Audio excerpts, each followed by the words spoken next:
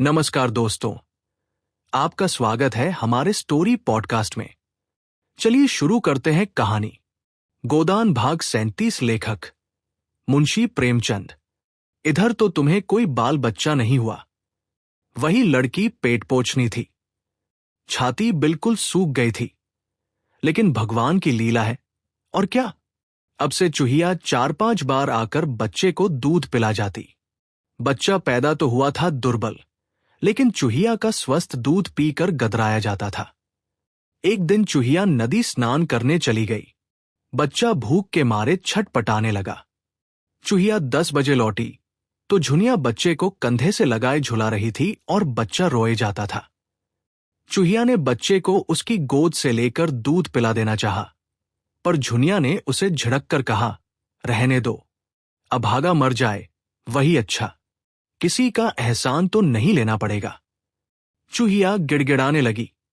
झुनिया ने बड़े अधर्मन, अनमनेपन के बाद बच्चा उसकी गोद में दिया, लेकिन झुनिया और गोबर में अब भी नहीं पटती थी। झुनिया के मन में बैठ गया था कि ये पक्का मतलबी, बेदर्द आदमी है। मुझे केवल भूख की वस्तु समझता है, चाहे मैं मरूं या जीऊं, उसकी इच्छा पूरी किए जाओ, उसे बिल्कुल गम नहीं। सोचता होगा, ये मर जाएगी तो दूसरी लाऊंगा, लेकिन मुंह धो रखे बच्चू, मैं ही ऐसी अलहड़ थी कि तुम्हारे फंदे में आ गई। तब तो पैरों पर सिर रखे देता था। यहां आते ही न जाने क्यों जैसे इसका मिजाज ही बदल गया। जाड़ा आ गया था, पर न ओढ़न न बिछावन। रोटी दाल से जो 2-4 रुपए बचते ताड़ी में उड़ जाते थे। एक पुराना लिहाफ था, दोनों उसी में सोते थे, लेकिन फिर भी उनमें 100 कोस का अंतर था। दोनों एक ही करवट में रात काट देते। गोबर का जी शिशु को गोद में लेकर खिलाने के लिए तरस कर रह जाता था। कभी कभी वह रात को उठाकर उसका प्यारा मुखड़ा देख लिया करता, लेकिन झुनिया की ओर से उसका मन खिंचता था।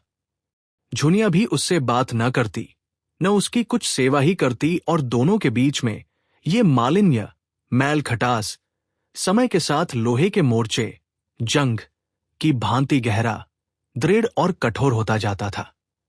दोनों एक दूसरे की बातों का उल्टा ही अर्थ निकालते, वही जिससे आपस का द्वेष और भड़के, और कई दिनों तक एक एक वाक्य को मन में पाले रहते और उसे अपना रक्त पिला पिलाकर एक दूसरे पर झपट पड़ने के लिए तैयार करते रहते, जैसे शिकारी कुत्ते हों।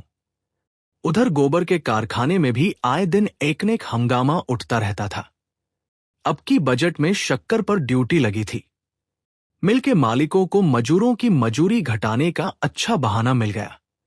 ड्यूटी से अगर 5 की हानि थी, तो मजूरी घटा देने से 10 का लाभ था। इधर महीनों से इस मिल में भी यही मसला छिड़ा हुआ था। मजूरों का संघ हड़ताल करने को तैयार बैठा हुआ था। इधर मजूरी घटी और उधर हड़ताल हुई। उसे मजूरी में धेले की कटौती भी स्वीकार न थी। जब इस तेजी के दिनों में मजूरी में एक धेले की भी बढ़ती नहीं हुई, तो अब वो घाटे में क्यों साधते। मिर्जा खुर्शेद संघ के सभापति और पंडित ओकारनाथ बिजली, संपादक, मंत्री थे। दोनों ऐसी हड़ताल कराने पर तुले हुए थे कि मिल मालिकों को कुछ दिन याद रहे। मजूरों को भी हड़ताल से क्षति पहुंचेगी, यहां तक कि हजारों आदमी रोटियों को भी मोहताज हो जाएंगे। इस पहलू की ओर उनकी निगाह बिल्कुल न थी, और गोबर हड़तालियों में सबसे आगे था। उद्दंड स्वभाव का था ही, ललकारने की जरूरत थी। फिर वह मारने मरने को नहीं डरता था। एक दिन झुनिया ने उसे जी कड़ा करके समझाया भी, तुम बाल बच्चे वाले आदमी हो, तुम्हारा इस तरह आग में कूदना अच्छा नहीं। इस पर गोबर बिगड़ उठा, तू कौन होती है मेरे बीच में बोलने वाली, मैं तुझसे सलाह नहीं पूछता। बात बढ़ गई और गोबर ने झुनिया को खूब पीटा। चूहिया ने आकर झुनिया को छुड़ाया और गोबर को डांटने लगी। गोबर के सिर पर शैतान सवार था। लाल लाल आंखें निकालकर बोला, तुम मेरे घर में मत आया करो चूहिया, तुम्हारे आने का कुछ काम नहीं। चूहिया ने व्यंग्य के साथ कहा, तुम्हारे घर में नहीं आऊंगी तो मेरी रोटियां कैसे चलेंगी, यहीं से मांग जांच कर ले जाती हूं, तब तवा गरम होता है। मैं न होती लाला, तो ये बीबी आज तुम्हारी लाते खाने के लिए बैठी न होती। गोबर घूंसा तान कर बोला, मैंने कह दिया मेरे घर में न आया करो। तुम्ही ने इस चुड़ैल का मिजाज आसमान पर चढ़ा दिया है। चूहिया वही डटी हुई निहशंक खड़ी थी। बोली, अच्छा अब चुप रहना गोबर। बेचारी अधमरी लड़कोरी, बच्चे वाली औरत को मारकर तुमने कोई बड़ी जवामर्दी का काम नहीं किया है। तुम उसके लिए क्या करते हो कि तुम्हारी मार सहे? एक रोटी खिला देते हो इसलिए? अपने भाग बखानों की ऐसी गौ औरत पा गए हो। दूसरी होती तो तुम्हारे मुंह में झाड़ू मारकर निकल गई होती। मोहल्ले के लोग जमा हो गए और चारों ओर से गोबर पर फिटकारे पड़ने लगी। वही लोग जो अपने घरों में अपनी स्त्रियों को रोज पीटते थे, इस वक्त न्याय और दया के पुतले बने हुए थे। चूहिया और शेर हो गई और फरियाद करने लगी। दाढ़ीजार कहता है मेरे घर न आया करो। बीबी बच्चा रखने चला है, ये नहीं जानता कि बीबी बच्चों का पालना बड़े गुर्दे का काम है।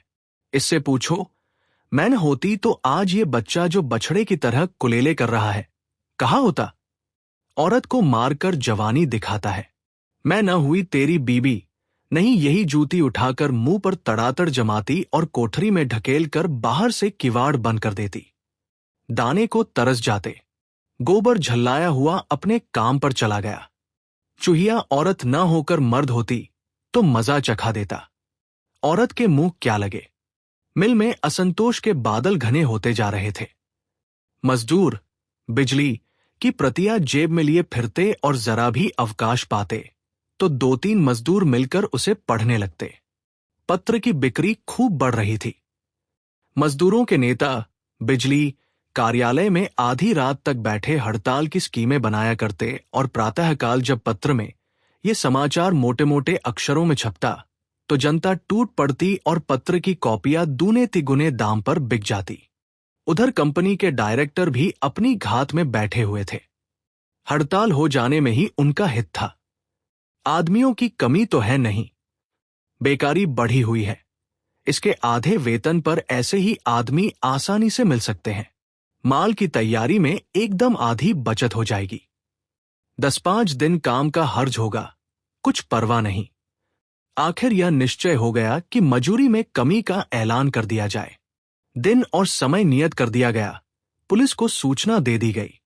मजूरों को कानों कान खबर न थी। वे अपनी घात में थे। उसी वक्त हड़ताल करना चाहते थे जब गोदाम में बहुत थोड़ा माल रह जाए और मांग की तेजी हो। एकाएक एक दिन जब मजूर लोग शाम को छुट्टी पाकर चलने लगे तो डायरेक्टरों का ऐलान सुना दिया गया। उसी वक्त पुलिस आ गई। मजूरों को अपनी इच्छा के विरुद्ध उसी वक्त हड़ताल करनी पड़ी जब गोदाम में इतना माल भरा हुआ था कि बहुत तेज मांग होने पर भी 6 महीने से पहले नहीं उठ सकता था। मिर्जा खुर्शेद ने ये खबर सुनी तो मुस्कराए, जैसे कोई मनस्वी योद्धा अपने शत्रु के रण कौशल पर मुग्ध हो गया हो। एक क्षण विचारों में डूबे रहने के बाद बोले, अच्छी बात है। अगर डायरेक्टरों की यही इच्छा है तो यही सही। हालतें उनके मुआफिक पक्ष में है, लेकिन हम में न्याय का बल है। वे लोग नए आदमी रखकर अपना काम चलाना चाहते हैं। हमारी कोशिश ये होनी चाहिए कि उन्हें एक भी नया आदमी न मिले। यही हमारी तय होगी। बिजली कार्यालय में उसी वक्त खतरे की मीटिंग हुई। कार्यकारिणी समिति का भी संगठन हुआ। पदाधिकारियों का चुनाव हुआ और 8 बजे रात को मजूरों का लंबा जुलूस निकला। 10 बजे रात को कल का सारा प्रोग्राम तय किया गया और ये ताकीद कर दी गई कि किसी तरह का दंगा फसाद न होने पाए। मगर सारी कोशिश बेकार हुई। हड़तालियों ने नए मजूरों का टिड्डी दल मिल के द्वार पर खड़ा देखा तो इनकी हिंसावृत्ति, हिंसाशक्ति काबू के बाहर हो गई। सोचा था 100-100, 50-50 आदमी रोज भर्ती के लिए आएंगे। उन्हें समझा बुझाकर या धमका कर भगा देंगे। हड़तालियों की संख्या देखकर नए लोग आप ही भयभीत हो जाएंगे। मगर यहां तो नक्शा ही कुछ और था। अगर ये सारे आदमी भर्ती हो गए, हड़तालियों के लिए समझौते की कोई आशा ही न थी। तय हुआ कि नए आदमियों को मिल में जाने ही न दिया जाए। बल प्रयोग के सिवा और कोई उपाय न था। नया दल भी लड़ने मरने पर तैयार था। उनमें अधिकांश ऐसे भूखमरे थे जो इस अवसर को किसी तरह भी न छोड़ना चाहते थे। भूखों मर जाने से या अपने बाल बच्चों को भूखों मरते देखने से तो ये कहीं अच्छा था कि इस परिस्थिति से लड़कर मरे। दोनों दलों में फौजदारी हो गई। बिजली संपादक तो भाग खड़े हुए, बेचारे मिर्जाजी पिट गए और उनकी रक्षा करते हुए गोबर भी बुरी तरह घायल हो गया। मिर्जाजी पहलवान आदमी थे और मंजे हुए डिकैत, लाठी चलाने वाले, अपने ऊपर कोई गहरा वार न पड़ने दिया। गोबर गवार था, पूरा लठ मारना जानता था, पर अपनी रक्षा करना न जानता था, जो लड़ाई में मारने से ज्यादा महत्व की बात है। उसके एक हाथ की हड्डी टूट गई, सिर खुल गया और अंत में वो वही ढेर हो गया। कंधों पर अनगिनती लाठियां पड़ी थी, जिससे उसका एक एक अंग चूर हो गया था। हड़तालियों ने उसे गिरते देखा तो भाग खड़े हुए। केवल 10-12 जचे हुए आदमी मिर्जा को घेर कर खड़े रहे। नए आदमी विज्ञप्ता का उड़ाते हुए मिल में दाखिल हुए और पराजित हड़ताली अपने आहतों, घायलों को उठा उठाकर अस्पताल पहुंचाने लगे, मगर अस्पताल में इतने आदमियों के लिए जगह न थी। मिर्जाजी तो ले लिए गए, गोबर की मरहम पट्टी करके उसके घर पहुंचा दिया गया। झुनिया ने गोबर की वह चेष्टाहीन लोथ देखी तो उसका नारीत्व जाग उठा। अब तक उसने उसे सबल के रूप में देखा था, जो उस पर शासन करता था, डांटता था, मारता था। आज वह अपंग था, असहाय था, दयनीय था। झुनिया ने खाट पर झुककर आंसू भरी आंखों से गोबर को देखा और घर की दशा का ख्याल करके उसे गोबर पर एक ईर्ष्यामय क्रोध आया। गोबर जानता था कि घर में एक पैसा नहीं है, वो ये भी जानता था कि कहीं से एक पैसा मिलने की आशा नहीं है। ये जानते हुए भी, उसके बार बार समझाने पर भी, उसने ये विपत्ति अपने ऊपर ली। उसने कितनी बार कहा था, तुम इस झगड़े में न पड़ो, आग लगाने वाले आग लगाकर अलग हो जाएंगे, जाएगी गरीबों के सिर। लेकिन वो कब उसकी सुनने लगा था? वह तो उसकी बैरन थी। मित्र तो वे लोग थे जो अब मजे से मोटरों में घूम रहे हैं। उस क्रोध में एक प्रकार की तुष्टि थी, जैसे हम उन बच्चों को कुर्सी से गिर पड़ते देखकर, जो बार बार मना करने पर खड़े होने से बाज न आते थे, चिल्ला उठते हैं, अच्छा हुआ, बहुत अच्छा, तुम्हारा सिर क्यों न दो हो गया। लेकिन एक ही क्षण में गोबर का करुण क्रंदन सुनकर उसकी सारी संज्ञा सिहर उठी। व्यथा में डूबे हुए ये शब्द उसके मुंह से निकले, हाय हाय। सारी दया भुरकस हो गई, सबों को तनिक भी दया न आई। वह उसी तरह बड़ी देर तक गोबर का मुंह देखती रही। वह क्षीण होती हुई आशा से जीवन का कोई लक्षण पा लेना चाहती थी, और प्रतिक्षण उसका धैर्य अस्त होने वाले सूर्य की भांति डूबता जाता था, और भविष्य का अंधकार उसे अपने अंदर समेट लेता था। सहसा चूहिया ने आकर पुकारा, गोबर का क्या हाल है बहू? मैंने तो अभी सुना, दुकान से दौड़ी आई हूं। झुनिया के रुके हुए आंसू उबल पड़े, कुछ बोल न सकी। भयभीत आंखों से चूहिया की ओर देखा। चूहिया ने गोबर का मुंह देखा, उसकी छाती पर हाथ रखा और आश्वासन भरे स्वर में बोली, ये 4 दिन में अच्छे हो जाएंगे, घबरा मत। कुशल हुई, तेरा सुहाग बलवान था। कई आदमी उसी दंगे में मर गए। घर में कुछ रुपए पैसे हैं। झुनिया ने लज्जा से सिर हिला दिया, मैं लाए देती हूं। थोड़ा सा दूध लाकर गरम कर ले। झुनिया ने उसके पांव पकड़कर कहा, दीदी तुम ही मेरी माता हो, मेरा दूसरा कोई नहीं है। जाड़ों की उदास संध्या आज और भी उदास मालूम हो रही थी। झुनिया ने चूल्हा जलाया और दूध उबालने लगी। चूहिया बरामदे में बच्चे को लिए खिला रही थी। सहसा झुनिया भारी कंठ से बोली, मैं बड़ी अभागिन हूं दीदी। मेरे मन में ऐसा आ रहा है जैसे मेरे ही कारण इनकी ये दशा हुई है। जी कुटता है तब मन दुखी होता ही है, फिर गालियां भी निकलती हैं, सराप श्राप अभी निकलता है। कौन जाने मेरी गालियों। इसके आगे वो कुछ न कह सकी। आवाज आंसुओं के रेले में बह गई। चूहिया ने अंचल से उसके आंसू पोंछते हुए कहा, कैसी बातें सोचती है बेटी, ये तेरे सिंदूर का भाग है कि ये बच गए, मगर हाँ, इतना है कि आपस में लड़ाई हो तो मुंह से चाहे जितना बकले, मन में कीना बैर न पाले। बीज अंदर पड़ा तो अखुआ निकले बिना नहीं रहता। झुनिया ने कंपन भरे स्वर में पूछा, अब मैं क्या करूं दीदी? चूहिया ने ढार्स दिया, कुछ नहीं बेटी, भगवान का नाम ले, वही गरीबों की रक्षा करते हैं। उसी समय गोबर ने आंखें खोली और झुनिया को सामने देखकर याचना भाव से क्षीण स्वर में बोला, आज बहुत चोट खा गया झुनिया, मैं किसी से कुछ नहीं बोला, सबों ने अनायास मुझे मारा, कहा सुना माफ कर, तुझे सताया था, उसी का ये फल मिला, थोड़ी देर का और मेहमान हूं, अब न बचूंगा। मारे दर्द के सारी देह फटी जाती है। चूहिया ने अंदर आकर कहा, चुपचाप पड़े रहो, बोलो चालो नहीं, मरोगे नहीं, इसका मेरा जिम्मा। गोबर के मुख पर आशा की रेखा झलक पड़ी। बोला, सच कहती हो? मैं मरूंगा नहीं? हाँ, नहीं मरोगे। तुम्हें हुआ क्या है? जरा सिर में चोट आ गई है और हाथ की हड्डी उतर गई है। ऐसी चोटें मर्दों को रोज ही लगा करती हैं। इन चोटों से कोई नहीं मरता। अब मैं झुनिया को कभी न मारूंगा। डरते होगे कि कहीं झुनिया तुम्हें न मारे। वो मारेगी भी तो न बोलूंगा। अच्छा होने पर भूल जाओगे। नहीं दीदी, कभी न भूलूंगा। गोबर इस समय बच्चों की सी बातें किया करता। 10-5 मिनट अचेत सा पड़ा रहता। उसका मन न जाने कहां कहां उड़ता फिरता।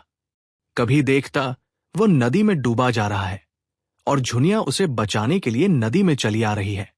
कभी देखता कोई दैत्य उसकी छाती पर सवार है और झुनिया की शक्ल की कोई देवी उसकी रक्षा कर रही है। और बार बार चौंक कर पूछता, मैं मरूंगा तो नहीं झुनिया? 3 दिन उसकी यही दशा रही और झुनिया ने रात को जागकर और दिन को उसके सामने खड़े रहकर जैसे मौत से उसकी रक्षा की। बच्चे को चूहिया संभाले रहती। चौथे दिन झुनिया एक्का लाई और सबों ने गोबर को उस पर लाद कर अस्पताल पहुंचाया। वहां से लौटकर गोबर को मालूम हुआ कि अब वो सचमुच बच जाएगा। उसने आंखों में आंसू भरकर कहा, मुझे क्षमा कर दो झुन्ना। इन 3-4 दिनों में चूहिया के 3-4 रुपए खर्च हो गए थे और अब झुनिया को उससे कुछ लेते संकोच होता था। वह भी कोई मालदार तो थी नहीं। लकड़ी की बिक्री के रुपए झुनिया को दे देती। आखिर झुनिया ने कुछ काम करने का विचार किया। अभी गोबर को अच्छे होने में महीनों लगेंगे। खाने पीने को भी चाहिए, दवा दारू को भी चाहिए। वो कुछ काम करके खाने भर को तो ले ही आएगी। बचपन से उसने गऊओं, गायों का पालन और घास छीलना सीखा था। यहां गौएं कहाँ थी? हाँ, वो घास छील सकती थी।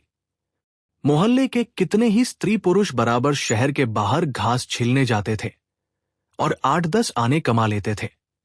वो प्रातःकाल गोबर को हाथ मुंह धुलाकर और बच्चे को उसे सौंपकर घास छीलने निकल जाती और तीसरे पहर तक भूखी प्यासी घास छीलती रहती। फिर उसे मंडी में ले जाकर बेचती और शाम को घर आती। रात को भी वो गोबर की नींद सोती और गोबर की नींद जागती।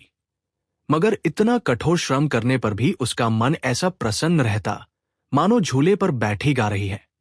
रास्ते भर साथ की स्त्रियों और पुरुषों से चुहल और विनोद करती जाती। घास छीलते समय भी सबों में हंसी दिल लगी होती रहती।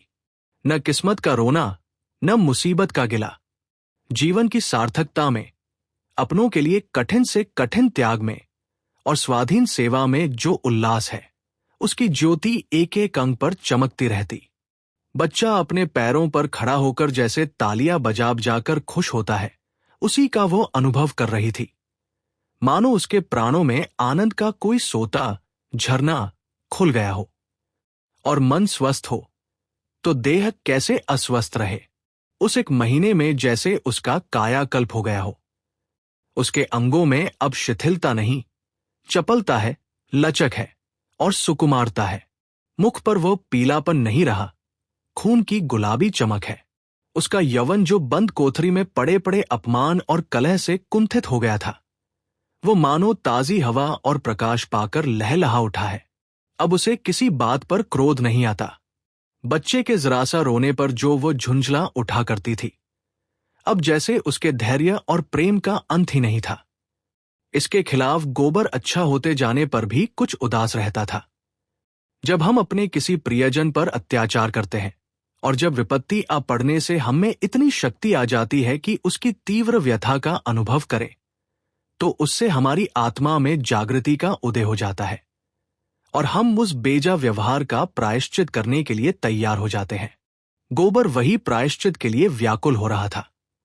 अब उसके जीवन का रूप बिल्कुल दूसरा होगा, जिसमें कटुता की जगह मृदुता होगी, अभिमान की जगह नम्रता। उसे अब ज्ञात हुआ कि सेवा करने का अवसर बड़े सौभाग्य से मिलता है और वह इस अवसर को कभी न भूलेगा।